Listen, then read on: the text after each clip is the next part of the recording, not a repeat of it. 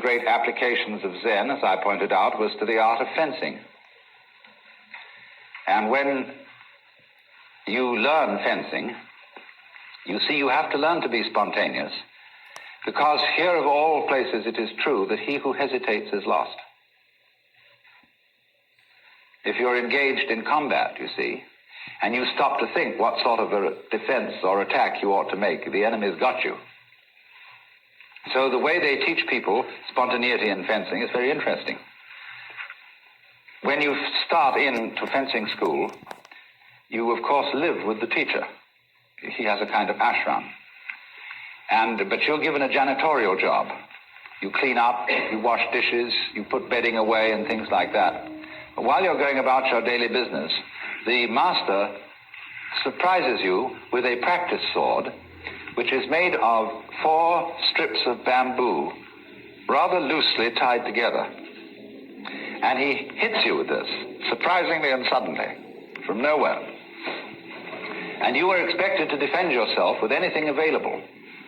With the bedding, with the broom, with the pots and pans, with just anything, defend.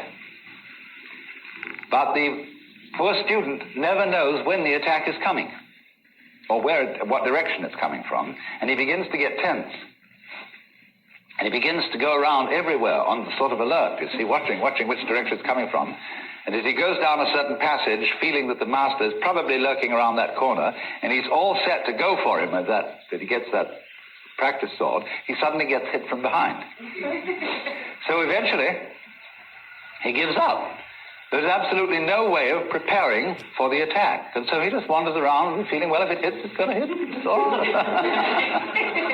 And then he's ready to begin fencing. Because if you prepare for an attack from a specific direction, and it comes from some other direction, you have to withdraw from the direction in which you had expected it and send your energy in another direction, and that takes time. So what you do is, you go around with a mind of no expectation. That is called mushin, or munen. This is a very important Zen expression.